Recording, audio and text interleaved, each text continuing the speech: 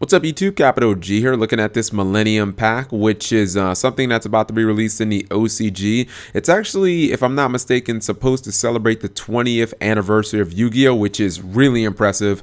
It's awesome that this game has been around for such a long time. It's impacted so many people, and the game is still going strong.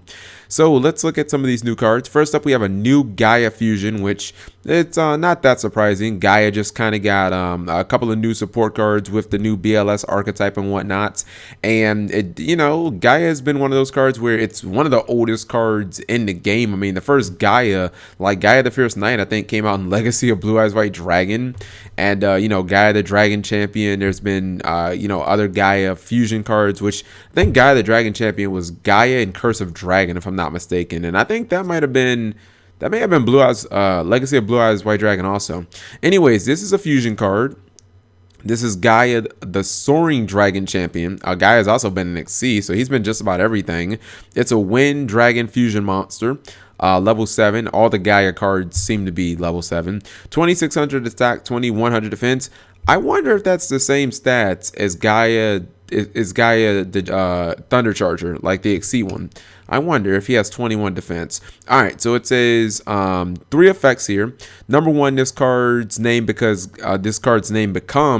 Gaia the Dragon Champion while in the monster zone. Okay, I assume that that's just used for other Gaia support cards. Effect number 2, if this card is special summoned, you can add 1 Spiral Spear Strike from your deck to your hand, or from the graveyard to the hand as well. That's really good because it does not say fusion summon. This means that if you fusion summon it, obviously you could trigger this effect, but if it dies and you Monster Reborn it, well, not Monster Reborn, Call and Haunted it, or Soul Charge, I guess Monster Reborn in the OCG, if you bring it back by any way after it was already properly fusion summoned, that means you could use this effect again. And I actually looked up that card. For those of you who don't know what this card is, essentially, it's a continuous spell. It gives your like your Gaia monsters like piercing damage, and then if you happen to do battle damage, then you can draw 2 cards and then discard 1. So I mean, it's not bad. The first time you activate the effect, the card will essentially pay for itself. But with this guy, the second that you summon it, you will get this card for free. So it's not that big of a deal. But you pretty much have to run at least 2 copies of this if you're running this card, because the first time that you summon it, you're gonna want to get it, and then if you happen to summon it again, you might want to use it again. Effect number 3, if this card targets a monster for an attack, you can change the monster's battle position. That pretty much goes hand in hand with this. If your opponent has a big monster, put it in defense mode, and then hopefully you can run it over, do some battle damage, and then draw 2 cards, discard any 1 card. All right. Next up we have Card of Demise. This is a card people have actually been waiting on for a long time. I believe this was played in the show, but it just like never got printed. So it's actually a really interesting card, and a card that I can actually see potentially getting exploited by some really, really sharp duelists if you can find ways to break this card. Card of Demise, it's a normal spell card. It says you can only activate 1 Card of Demise per turn. During the turn that you activate this card, you cannot special summon monsters. Effect is draw until you have 3 cards in your hand, but for the rest of your turn, your opponent takes no damage. During the end phase of this turn, send your entire hand to the graveyard. Okay, so obviously, the perfect situation would be playing a deck where maybe you only need the normal summon during like your first turn, something like Sertello Knights. You know what I mean? Maybe you or maybe actually, nah, it wouldn't be in the first turn. Maybe you top deck this. You don't have a hand or anything like that. You play it. You draw 3 cards. Maybe you draw a monster. Maybe you can set a whole bunch of back row. Like, that's the ideal situation. Obviously, not to leave anything in your hand so that you would discard. You're not always going to need to special summon anyway. Like, you can activate this and then activate Duality in the same turn and kind of get like the perfect comeback, the perfect comeback cards, although you're not going to be doing really any big plays during that turn. The part of your opponent not taking any damage is like, come on, that's really not that big of a deal. If you're not going to special summon, chances of you doing a lot of damage aren't even that high anyways. So this card seems pretty good. I can see maybe it at 1 in like a couple of decks. You're just going to have to find ways to exploit this. It could actually be good in like burn decks, because in burn, you're looking to do burn during your opponent's turn, so like you don't really need to do burn during your turn, and obviously burn doesn't really keep a lot of cards in his hand anyway. So yeah, this could be like a pretty decent card in burn. All right, next up we have something that is really exciting. So after all of this time, and I guess Konami has tried in the past to make different Exodia cards. They had Exodia Necrise. They had the other one. What's the big level 10? Oh, it's like the one that the I think Yang Zing run it. It's like Exode the Forbidden Master or something like that. The level 10 one that sends like all the monsters back to the deck. You guys know the one that I'm talking about. So anyways, looks like Konami is going after Exodia, and they're basically making it not just they're making the deck have like an alternative win condition, because Exodia is one of the oldest win conditions out there, but it's always been really hard to pull off, and it's actually a really boring deck to play against, as there's really little player interaction. So guys, meet Exodia, the Summon God, another card with Exodia on the actual art, and it looks like it's an ultra rare. It's dark. Okay, so many stars. What is that? I think that's 10, if I can count that right. Okay, it is 10. 0 defense. The attack is question mark. It says cannot be normal summoner set, must be special summoned by attributing one forbidden one you control, forbidden one monster, excuse me, forbidden one monster you control, and cannot be special summoned by any other way. So it's a Nami. Effect number 1, this card gains 1000 attack for each forbidden one monster in your graveyard. Effect number 2, and here's the part that like got me a little hyped.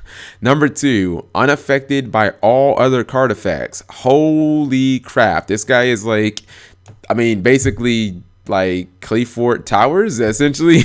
You know what I mean? You know how it's pretty much impossible to kill Cleafort Towers with like monster effects, or you know, any really card effects, and this guy is just like it.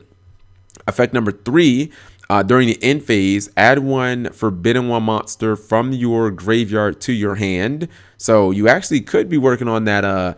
If you have a graveyard full of Exodia monsters, you could actually put them in your hand by using this guy's effect constantly, and end up using the regular Exodia. Like, I've got 5 pieces, I win.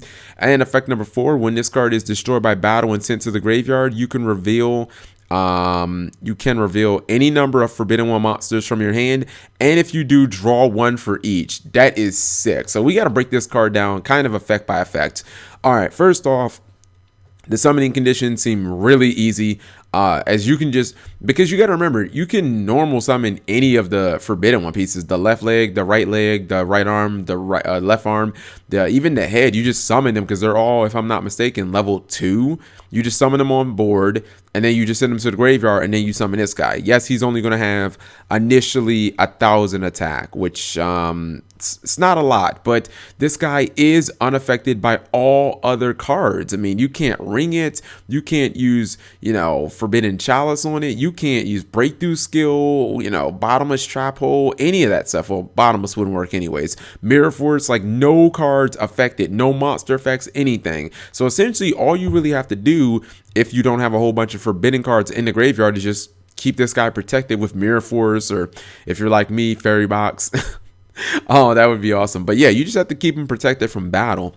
The second effect, or excuse me, the third effect, the fact is, during each one of your end phases, you can add a forbidden monster from your graveyard to your hand. Yes, that does make this guy weaker, but it does open up the possibility of killing your opponent with the, you know, the old school 5-card Exodia. So it gives you a little utility. And then in the off chance that this guy does die in battle, all of those cards that you've been stacking to your hand during the end phase, all those forbidden monsters, those Exodia limbs, you get to draw cards for each one of them. So potentially you could just normal summon and like special summon another copy of this. So it's really cool that they're like, they made Exodia have a different win condition. Like, now it has another win condition, but this new card can also trigger the old win condition. So it's like, it's really nice.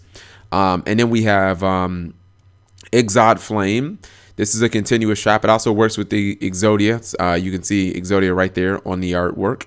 It says you can only use one Exod Flame per turn, and only once that turn.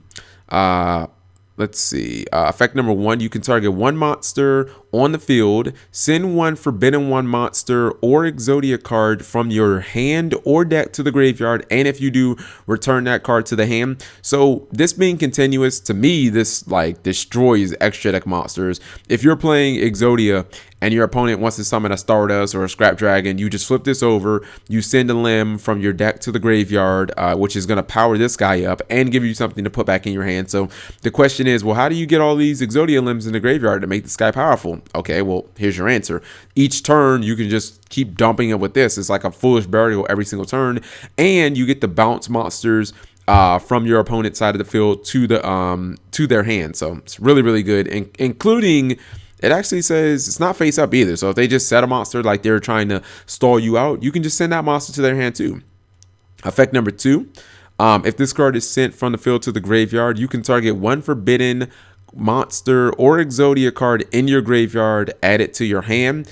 That also counts this because this is an Exodia card. So it means that you can get this guy back. It also means you can get any of your limbs back. And it means that when this card dies, it will pay for itself. So, I mean, just with these 2 cards alone, I kind of like the direction that Konami's going into with Exodia. Like, I like the fact that they're not ignoring one of the oldest win conditions in the book. And I like the fact that they're giving Exodia something fresh and new, but it feels different. But then again, it also can potentially trigger the old school effect. So let me know what you guys think of the stuff in this new set. I'm looking forward to it, guys. Thank you for watching as always.